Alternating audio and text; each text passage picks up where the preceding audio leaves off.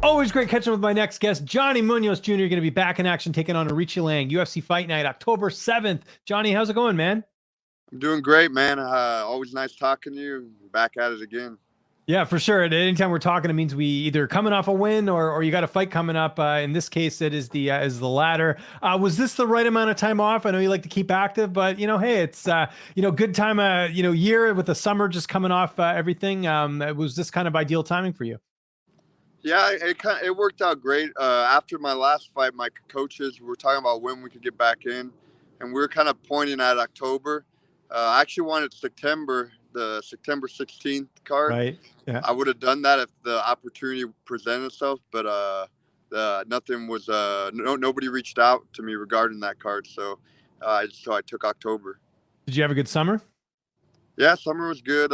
Went out, did a fishing trip. That was cool. Out in the wilderness, no Wi-Fi, no cell phone service. You're just out there in nature. So I really enjoy doing that, getting out there of nature instead of relying on technology and all that. You must have felt so much better too, man. All these phones, man, they're great for keeping us, we can do interviews like this and everything, but it's also, I feel like it adds more stress, I'm sure there was like no stress fishing other than, how much you caught type thing, right? And I'd rather have that stress than anything else. Yeah, no stress, man. It's just different. It's a very good reset. You know what I mean? Being out there, that's what human beings are designed to do. You know what I mean? Like as a man, you're designed to be a hunter. Go out there in the wilderness, exactly. Go fishing, go be a hunter. Provide stuff for the camp, and I really enjoy doing that. A lot of people don't know that about me, but I honestly love being outdoors. And anytime I get away from the phone, I'll do that. Yeah, no, I'm the same way. I don't fish, but I do go camping and do all that stuff, and it's definitely good to get outdoors. And I got 2 kids, and I'm definitely trying to make sure they're doing more of that than being on a tablet, right? So that stuff. Smart man. Yeah, it's just you can see the way things are going, man. It's just too much stress for everyone. Did you go with your dad? Because I know you and your dad are pretty close. Does he go fishing with you, or was this something you did on your own? No, my dad went. It's kind of like a family trip we do. My cool. Cousins, Alan that fights, my sister, mom. So it's cool. Like we all go. And yeah, just really connect out there and with the wilderness and everything. I actually saw a bear out there too. All cool. the years going because I camp by Bridgeport in California. Mm-hmm. It's kind of like Eastern Sierras, but it's out there. But everyone always says like there's bears. All the years I've been going since a kid, never seen a bear, and I was always a man. I don't think I want to see a bear. But I actually seen one at night, riding the bike because across the streets like a laundromat and stuff. So I'm riding back in, and then like we see a bear. I was like, "Holy shit!" Yeah, like it was like a black bear. It didn't seem too big, but I was like, "I ain't taking my chances." Right? Yeah, don't want to mess around with any bears. Now, do you do like real camping, like where you stay in the tent, or do you do like the trailer thing or RV? Yeah, I'm in the tent. So like my parents, like they have an RV and all that. They do that, but I'm actually. There you go. Same here. We do the tent camping, and it's not the most comfortable thing, but I feel like we're as humans designed to be like this. But anyways, we can do a whole podcast on that, I'm sure. Let's talk about the last fight. I know it's never fun to talk about a loss, but tough opponent in Daniel Santos. What did you learn the most from that fight that you're bringing into this one? Yeah, I mean, he was a tough opponent. Everyone in the UFC is tough. I mean, the biggest takeaways was really watching the fight and doing the things that my coaches were telling me to do that I wasn't able to do. So that was a big takeaway. And he really came out he hit the gas pedal right off the bat in that fight. So I felt I was not able to get into rhythm. But I mean, it's part of the fight game. Like he had a better night that night, and maybe we'll run it back later in the future. So. Yeah. Let's talk about Aoriqlieng. Great record. How do you feel like you match up against him here? Yeah, I feel it's a good matchup stylistically. He likes to strike. It seems like he got heavy hands, but I mean, everyone, you don't want to get hit with 4-ounce gloves in this game. Like everyone got heavy hands. So I feel like that's not like it's something everyone has. It has the potential to do. But I just really see he's like a traditional, Chinese striker. He's from China. And he likes to sit on his punches, like to picks his shots, throws heavy with every shot. And he's a tough opponent, but I think stylistically, it's a great matchup for me. You know what I mean? Doesn't seem like his ground game. Doesn't make intelligent moves when he's on the ground, when he's wrestling. And he seems to get tired the later the fight goes. And I think it's because he puts so much power into all his shots. He's trying to knock you out in the first round. Yeah, no, it's true. You were just telling me off air, you just got back from Tijuana. Of course, you're in California right now. I know you do sort of the split camp. Take me through camp, what that's looked like. We still got some time, obviously, but how's everything going with camp? Who are you getting to work with? Yeah, camp's going good. I've been down in Tijuana more this camp. I travel like between there and then Sequence over here in California, which is about an hour and 40-minute distance. But on some days the drive gets slow, so I'll stay in TJ. There's a lot of bodies there, like a lot of people know. A lot of international fighters are going through there, and but like right now I'm gonna spend the day here, a few days here, then I'll go back for Friday sparring out there in TJ. But I've been working a lot with Teco Quiones. He used to be in the UFC. He just started coming back over there, and it's always great to work with veteran guys that been in the UFC. They pick up tricks, knowledge. You know what I mean? So he's been helping me a lot down there, getting good work. Good. That's great. And weight cut going well, not eating too much of that Mexican food, because I know it's pretty delicious. Not good for the weight cut. Yeah, man. No, weight's good right now, and I'm usually pretty good on that. And my body's like, I have it kind of down to a system where there's some days like I think it was like last week, I was like, man, I feel like I'm a little heavy than normally what I am.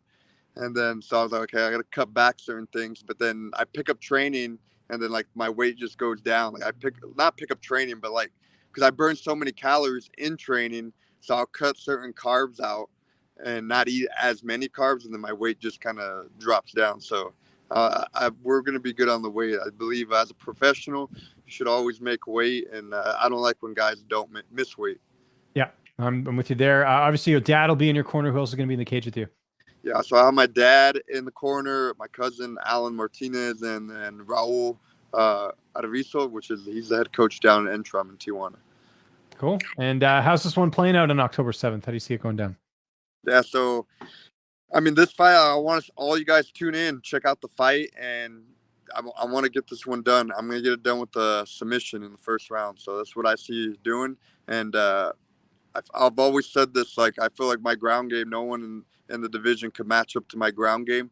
And I feel like this fight, I'm just getting back to doing what I know works with me. I feel comfortable striking and all that, doing all that stuff. But I think I got to remind guys that I have that grappling ability to put you out in the first round. And do you want to get one more in this year, or you kind of just wait and see how this goes? Again, October, kind of the end of the year. I probably want to enjoy the holidays a little bit, right?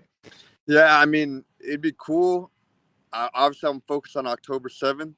And but I've always been, even when I was coming up in jiu-jitsu, because Nogi Worlds was like the last tournament of the year, which was like first week of November. And after that, I've always liked to just enjoy Thanksgiving and Christmas. So, I mean, I'm going to look forward to do that, but you never know. If something comes up, makes sense, and, money's right and all that, then we might do it. But right now I'm just focused October 7th, and then we'll see what happens, how it plays out.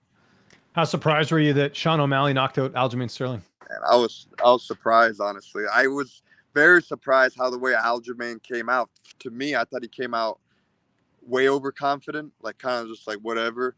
Like he normally, like, I don't know, like he was throwing, like just pressuring forward. He does that, but he wasn't mixing in the takedowns enough. And and then I seen that once he rocked him, I was like, it's over. Like they ref maybe could have let it go on a little more, but I think it wouldn't change the outcome.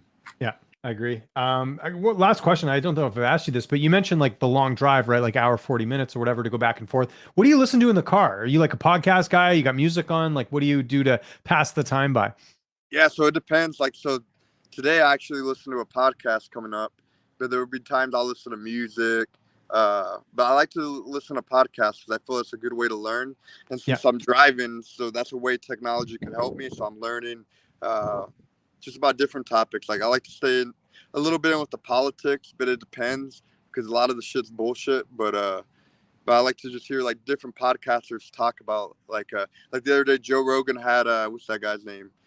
Pat Bet David on there. I listened to that one too. It's interesting. Some of the stuff they were talking about for sure. Yeah, very interesting. So it's insightful. Like I like to stay up to date a little bit what's going on, or they're talking about fights, that kind of stuff.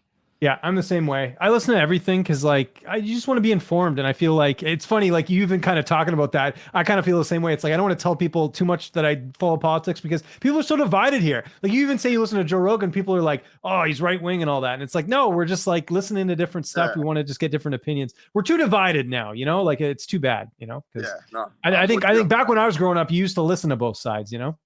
Yeah, I think it should be 50-50 split. You know, I mean, I think it's good to have two different ideologies. I think there should be more, honestly, but I think it's good to have different ideologies. But at the end of the day, we should come to somewhat in an agreement that we're here for our country and the betterment of the people. Because right now it doesn't Exactly. seem like it's about the people. It seems it's more about personal interests and how these politicians could get ahead rather than the actual civilians in the U.S.